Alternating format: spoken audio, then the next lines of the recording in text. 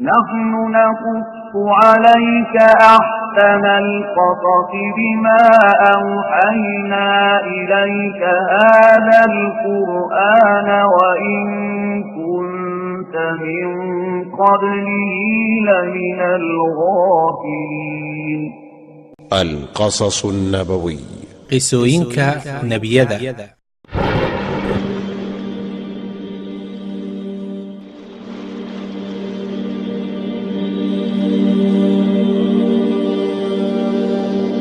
qisadeenna maanta waxaan kaga sheekayn doonnaa inshaa allah qoomkii nebi nuux calayhi salaam.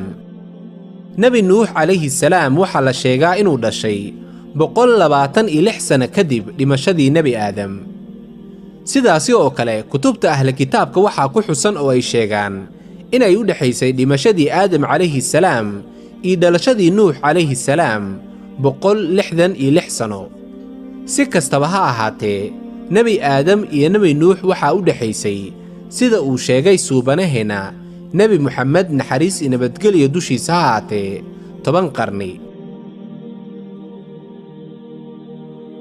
10kaas qarni oo u dhexaysay aadam iyo nuux dadkii noolaa oo dhan waxay ahaayeen muslimiin oo waxay ku dhaqmi jireen islaamnimada. intaasi kadib qoomkii nuux waxaa ku dhex jiray rag saalixiin ahaa oo dadka bari jiray cilmiga islaamka. raggaasi waxaa lagu kala magacaabi jiray wad, suwaac, yaquus, yacuuq iyo nasar. waxay lahaayeen arday tiro badan oo ka qaadan jiray cilmiga iyagaasi. raggaasi markii ay geeriyoodeen ayay ardaydii waxay yidhaahdeen haddii aynu samayno sawir lagu xasuusto macallimiinteenna waxay nagu dhiirigelin doontaa inaan si fiican u caabudno alle markaan iyagaasi soo xasuusanno. saaraggii ardayda ahaa sawirkii ayay sameeyeen. markii ay dhinteen iyagaasi oo faracyadoodii kala yimaadeen ayuu ibliis wuxuu u sheegay in aabbayaashoodii hore ay caabudi jireen oo lagu roobsiin jiray. markaasay iyagiina bilaabeen inay caabudaan sanamyadii.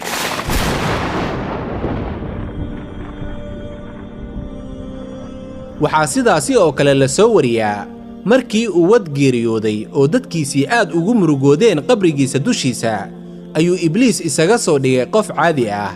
markaasuu ku yidhi waxaan arkaa inaad aad u jeceshihiin ninkaani, ma idiin sameeyaa sawir isaga u eg oo aad ku xasuusataan? saa waxay ku dhaheen haa. ka dibna sawirkii ayay ka taageen golahoodii ay isugu imaan jireen. saa ibliis wuxuu mar kale u sheegay inuu u samayn doono taalo yar oo guri walibaa la dhigan karo si mid walibaa u soo xasuusto ninkaasi saalixa ahaa. markii ay guryaha dhigteen oo fac ka fac sawirkii guryaha yiil ayaa waxaa yimid fac kale oo garan waayeen waxa taaladaasi guryaha u dhex yaalaan. ka dibna waxay bilaabeen inay caabudaan sanabkii wad ahaa. haddaba axadkii ama qofkii ugu horeeye ee la caabudo alle ka sokow wuxuu ahaa wad, waana sanab ay ku magacaabi jireen wad.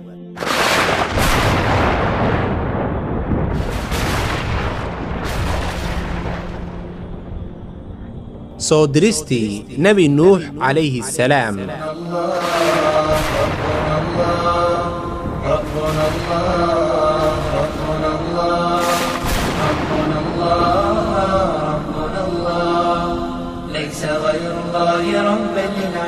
إنا أرسلنا نوحا إلى قومه أن أنذر قومك من قبل أن يأتيهم عذاب أليم. xaqiiqdii waxaan u dirnay nuux qoonkiisa annaga oo leh u dig qoonkaaga intaysan u imaan cadaab xanuun badan. markii uu fasahaadkii batay oo dadkii ay bilaabeen inay caabudaan sanamyadii guryaha u yiil ayuu alla weyne wuxuu u soo diray nuux calayhi salaam rasuul ahaan. wuxuu bilaabay inuu dadkii ugu yeedho in aysan caabudin waxaanan alla weyne ahayn, kaas oo aan lahayn shariik iyo mataal.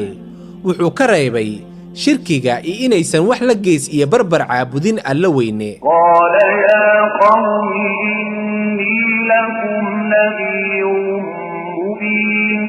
nebi nuux wuxuu ku yidhi iyagii qoonkaygiiow xaqiiqdii anigu waxaan idiin ahay diga cad. an ucbudu allaha wattaquuhu wa atiicuun. waa inaad caabudaan allah keliya baarin u ahaataan isaga oo aad addeecdaan. qoomkii nuux waxay la yaabeen sidee buu qof bini'aadam ah ku noqon karaa rasuul. waxay haddana fiiriyeen dadkii raacay nebi nuux calayhi salaam. waxay ku tilmaameen dad aad u liita oo nolosha ka dhacay. waxayna bilaabeen inay cadaadiyaan nuux iyo intii raacdayba.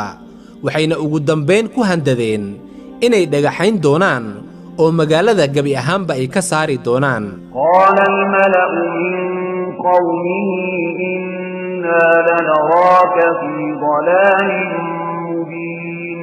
duqaydii qownkiisa ka mid ahaa waxay ku yidhaahdeen xaqiiqdii waan ku aragnaayo waxaad ku jirtaa baadi cad. qaala yaa qawmi laysa bii dalaalatun walaakinnii rasuulun min rabbil caalamiin. nuux wuxuu ku yidhi qoonkaygiiow iguma jirto baadinimo, laakiin waxaan ahay rasuul ka socda rabbiga uumanka, dadka, jinka iyo dhammaan waxa jira. أبلغكم رسالات ربي وأنصح لكم وأعلم من الله ما لا تعلمون. waxaan idin soo gaarsiiyey fariimaha rabbigay oo aan idin siiyey idinka talo wanaagsan. waxaan ka ogahay xagga alle waxaydaanan idinka ka ogayn. nebi nuux calayhi salaam mar kastaa uu fariin iyo waana uu u sheegayo ayay waxay bilaabeen inay dhagaha farta gashtaan oo wejiyadooda ay mara ku daboolaan, iyagoo aanan doonayn inay maqlaan wuxuu uu sheegayo nebi nuux calayhi salaam, maxaa yeelay waxay u arkeen qof waalan. markaasay ku yidhaahdeen nuuxow ha iswareerin, innagu ka tegi mayno ilaahyadeenna kala ah wad iyo suwaac, yaquus iyo yacuuqba. muddo dheer kadib in yar oo qoonkiisa ayaa rumeeyey nebi nuux calayhi salaam. markii uu fac tagaba facii kale waxay carruurtooda kula dardaarmayeen inaysan maqlin nuux calayhi salaam oo aysan rumayn, bal inay la diriraan ooy didaan isaga warkiisa. markii uu wiilka ama gabadha ay qaangaartaba waalidkooda waxay kula dardaarmi jireen inaysan raacin nuux calayhi salaam.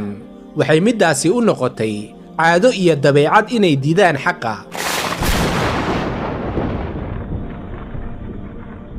muddo dheer kadib ayay qoomkii nuux waxay ku yidhaahdeen nuuxow waa nala dooday oo waxaad badisay doodeennii, haatan noo keen waxaad nagu handado haddii aad ka mid tahay runlowyada. قالوا يا نوح قد جادلتنا فأكثرت جدالنا فأتنا بما تعدنا إن كنت من الصادقين.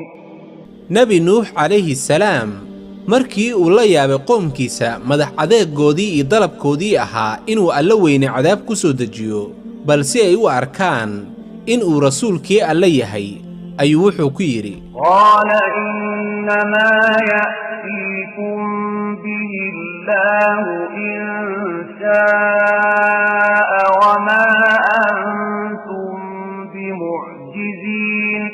nuux wuxuu ku yidhi alle keliya baa keeni doona iyada cadaabta ah korkiinna haddii uu doono, marka kama baxsan doontaan. nebi nuux calayhi salaam markii uu qoomkiisa kor iyo hoosba ula hadlay oo uu ka daalay yeeriddoodii ayuu alla weyne ka dalbaday gurmad si uu u baabbi'iyo dhammaantood. وقال نوح رب لا تذر على الأرض من الكافرين ديارا. oo nuux calayhi salaam wuxuu yidhi rabbigaygiyow ha kaga tegin ruux ka mid ah gaalada dhulka korkiisa. إنك إن تذرهم يضلوا عبادك ولا يلدوا إلا فاجرا كفارا. haddii aad sii dayso iyaga waxay dhumin doonaan addoommadaada oo ma dhali doonaan waxaanan ahayn gaalo shar badan. intaasi kadib ayuu alla weyne rasuulkiisa ku amray inuu dhiso doon aad u weyn oo uu ku qaado intii isaga raacday iyo qoyskiisa muslimiinta ah. wuxuu alla weyne rasuulkiisa u sheegay inuu u soo diri doono gurmad oo aanan horay loo arag, midkaasi oo u ciqaabi doona qoomkiisa si aanan horay loogu ciqaabin aadanaha oo dhan.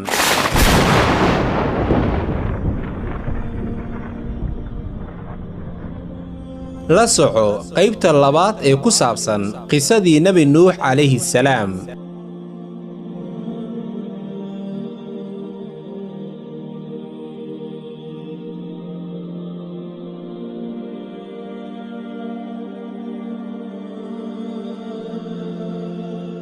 نحن نقص عليك أحسن القصص بما أوحينا إليك هذا القرآن وإن كنت من قبله لمن الغافلين.